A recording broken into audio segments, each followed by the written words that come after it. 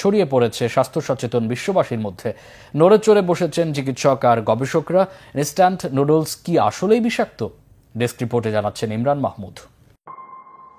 পরপর ৩ প্যাকেট কাঁচা নুডলস খেয়ে প্রাণ হারিয়েছে ১৩ বছর বয়সী এক কিশোর। ঘটনাটি ঘটে মিশরের রাজধানী কায়রোতে। স্কাই নিউজ আরাবিয়া সহ স্থানীয় বেশ কিছু গণমাধ্যমে প্রকাশিত তথ্য অনুযায়ী ১৯ আগস্ট হামজা নামের সেই কিশোর একসঙ্গে ৩ প্যাকেট ইন্দোনেশিয়ান একটি ব্র্যান্ডের কাঁচা নুডলস খায়। ঘটনার পর অল্প সময়ের মধ্যেই তার শারীরিক অবস্থা খারাপ হতে শুরু করে। দ্রুত নিকটস্থ হাসপাতালে নেওয়া হলে চিকিৎসকরা তাকে মৃত ঘোষণা করেন। আল আরাবিয়া নিউজে প্রকাশিত প্রতিবেদনে জানানো হয়, ঘটনাটি স্থানীয়ভাবে বড় আলোচনার জন্ম দিয়েছে। ওয়াইলেট নিউজের তথ্য মতে ছেলেটির মৃত্যুর প্রধান কারণ ছিল হজমজনিত জটিলতা ও হঠাৎ অঙ্গপ্রত্যঙ্গ বিকল হয়ে পড়া। ইনস্ট্যান্ট নুডলস মূলত প্রক্রিয়াজাত খাবার, যেখানে থাকে উচ্চমাত্রায় সোডিয়াম, কৃত্রিম সংরক্ষণকারী ও তেলজাত উপাদান। সাধারণত এগুলো পানি দিয়ে সেদ্ধ করে খাওয়া হয়, যাতে খাবারটি নরম ও হজমযোগ্য হয়ে ওঠে।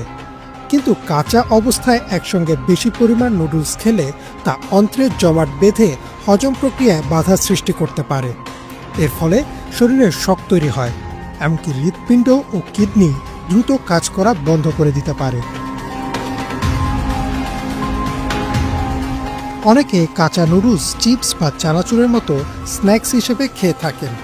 বিশেষজ্ঞরা বারবার সতর্ক করে বলেছেন এটি মোটেও নিরাপদ নয়, কারণ শুকনো নুডলস পানির অভাবে পেটে গিয়ে ফুলে ওঠে এবং অন্ত্রে ব্লকেজ তৈরি করতে পারে। এছাড়া কাঁচা নুডলসে থাকা সোডিয়াম ও মনোসোডিয়াম গ্লুটামেটের প্রভাব দ্রুত শরীরে অ্যাসিডিটি ও ডিহাইড্রেশন তৈরি করে।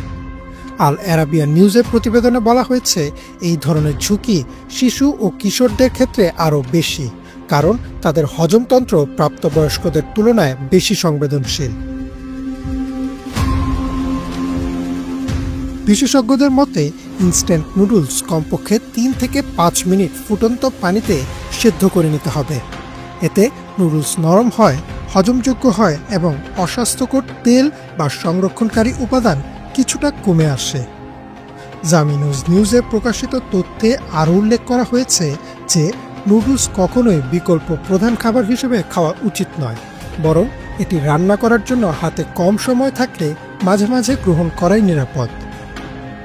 ইমরান মাহমুদ, বাংলাভিশন।